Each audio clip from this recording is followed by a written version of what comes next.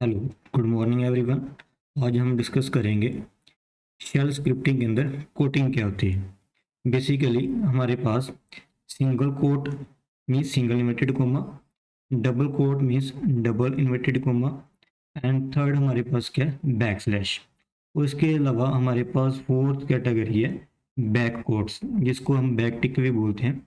तो बेसिकली हमने जब इको स्टेटमेंट को यूज़ करना, तो उसके लिए हम सिंगल इन्वर्टेड कॉमा को भी यूज़ कर सकते हैं और डबल इन्वर्टेड कॉमा को भी यूज़ कर सकते हैं, लेकिन इन दोनों का डिफरेंट मीनिंग है। तो इसको हम वन बाय वन एग्जांपल के साथ इसको एक्सप्लेन करते हैं। तो सबसे पहले हम डिस्कस करते हैं सिंगल कोट्स। फॉर एग्जांपल मैं इको स्टेटमेंट लिख रहा हूँ और मैंने सिंगल कोट डाला, this is laptop of dollar log ने। जैसे मैंने इस पूरी स्टेटमेंट को सिंगल इन्वर्टेड कोमा में सिंगल कोड के अंदर लिखा, ये डॉलर है। इसका मीनिंग क्या है कि डॉलर को हम यूज करते हैं वेरिएबल की वैल्यू को डिस्प्ले करने के लिए, लेकिन मैं इस डॉलर के मीनिंग को, स्पेशल मीनिंग को खत्म करना चाहता हूं, तो मैं इस पूरी स्टेटमेंट को सिंगल कोड के अंदर लिख दूंगा। जैसे मैं एंटर करूंगा, जो यहाँ पर लॉग नेम है वो एज इट यहाँ पर क्या हो जाएगा, प्रिंट हो जाएगा। लेकिन जब मैं इसको सिंगल इन्वर्टेड कोमा को हटाऊंगा, हटा देते हैं इसको, जब हम एंटर करेंगे तो यहाँ पर क्या है, this is laptop of A B Singh. इसका मीनिंग जो ये मेरा एनवायरमेंट वेरिएबल है लोग ने, यहाँ पर उसकी वैल्यू क्या हो रही है, डिस्प्ले हो रही है।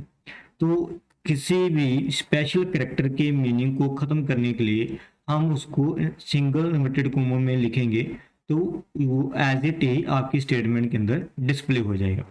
फॉर एग्जाम्पल एक एग्जाम्पल करते हैं, जैसे echo the price of apple is $5। तो ये एज इट हमने इस प्राइस को डिस्प्ले करवा दिया डॉलर की फॉर्म में। लेकिन जब हम इसको हटाते हैं, सिंगल इन्वर्टेड कोमा को यूज नहीं करते, तो भी आके ये स्टेटमेंट क्या लिखेगा, the price of apple is $5। Now another example क्या, जैसे मैं प्राइस लिख देता हूँ, प्राइस एक वेरिएबल डिक्लेयर करते हैं और यहाँ पर मैं लिख देता हूँ 5, और उसके बाद मैं स्टेटमेंट लिखता हूँ echo the price of apple is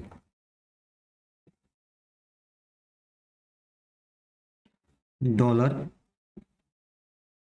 price. Price यहाँ पर क्या है, वेरिएबल का नाम। तो यहाँ पर क्या है कि यहाँ पर जो डॉलर है, प्राइस मेरा क्या है, वेरिएबल। तो जो हमें इसको सिंगल कोड के अंदर लिख दिया, वो आपका यहाँ पर एज इट प्रिंट हो जाएगा। इसका मीनिंग है कि वो सिंगल इन्वर्टेड कॉमा है, वो आपके जो स्पेशल कैरेक्टर है, इसका कोई ना कोई मीनिंग होता है, उसको मीनिंग को खत्म कर देता है। इसके बाद सेकंड अपने को डबल इन कोड्स। तो डबल कोड्स में क्या था, most of the special character between these quotes lose their special meaning but some of the exception. इसमें हम एग्जांपल करते हैं, जैसे मैं इसी को डबल इन्वर्टेड कोमा में लिख देता हूं, तो यहाँ पर क्या डिस्प्ले होगा, 5 हो जाएगा। इसका मीनिंग क्या है कि अब इस डॉलर का स्पेशल मीनिंग कंसिडर होगा। मीन्स डॉलर को हम यूज करते हैं वेरिएबल की वैल्यू को डिस्प्ले करवाने के लिए।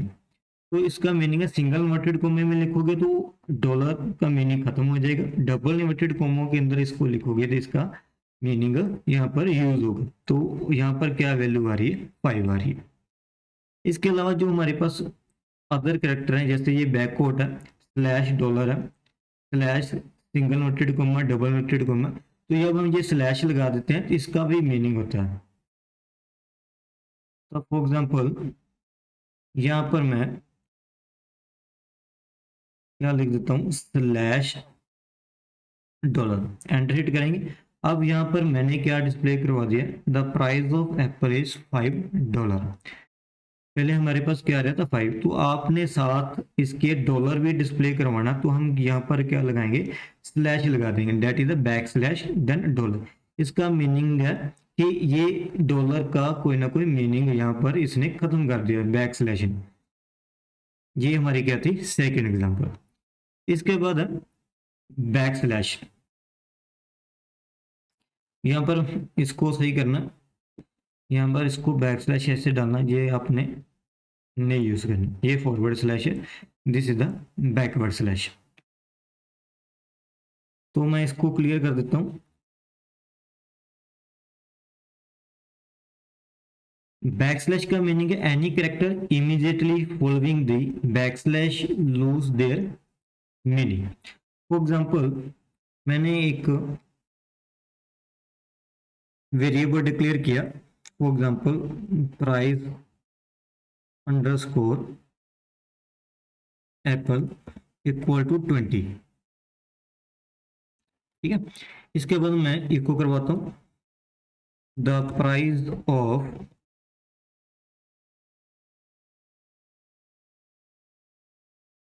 Apple is dollar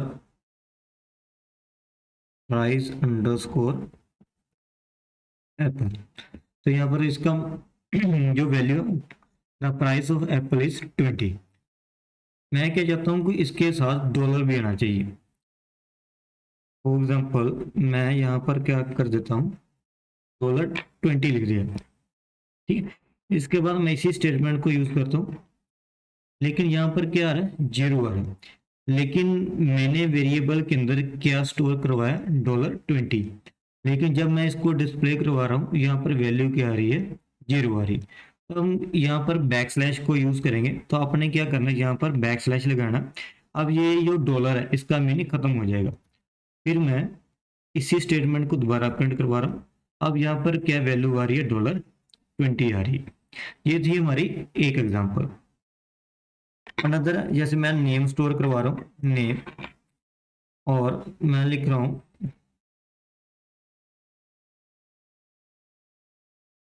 board Singh, और मैं जब एंटर हिट करूंगा, ये बताएगा सिंग कमांड नॉट फाउंड। इसका मीनिंग है कि इस वेरिएबल के अंदर मैं दो वर्ड स्टोर करवा रहा हूँ और दोनों में एक स्पेस है। अब इसको स्टोर करने के लिए मैं क्या करूंगा,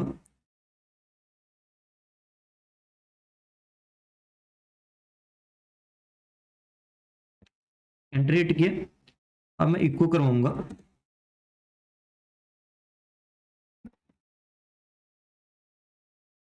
माई नेम इज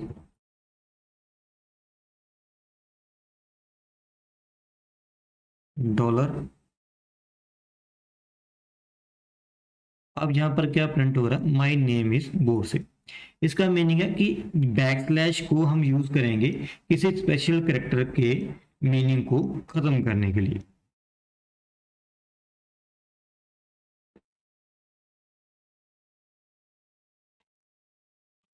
थर्ड हमारे पास क्या है, बैक कोड। ये मैंने ऑलरेडी एक वीडियो में एक्सप्लेन किया हुआ है। बैक कोड का मीनिंग है, बैक कोड को हम यूज करते हैं, फॉर एग्जांपल जैसे मैंने एक वेरिएबल बनाया, सी डेट का नाम, सी डेट लिखता हूँ, सी डेट, और यहाँ पर मैं बैक कोड को यूज कर रहा हूँ जो आपके एस्केप की के पास होगा, और यहाँ पर डेट कमांड में लिख रहा हूँ, जो डेट कमांड की आउटपुट है, it will be stored into the C date variable. और मैं इसको इको करवा रहा हूँ, टुडे डेट इज, वेरिएबल का नाम लिखेंगे सी डेट। तो यहाँ पर देखोगे कि जो मैं कमांड की आउटपुट है, डेट कमांड की आउटपुट इस वेरिएबल में स्टोर कर रहा हूँ, और फिर उसको मैं इको कमांड के इको स्टेटमेंट के अंदर यूज कर रहा हूँ। तो इस तरह आप बैक कोड को यूज कर सकते हैं किसी भी कमांड की वैल्यू को स्टोर करने के लिए। तो this is all about the coding in a shell scripting. तो हमने यहाँ पर 4 टाइप्स कर ली, और आपने इसको प्रैक्टिकली यूज करके देखना है कि इसका मीनिंग क्या है और इसको हम कैसे यूज हो। Thank you.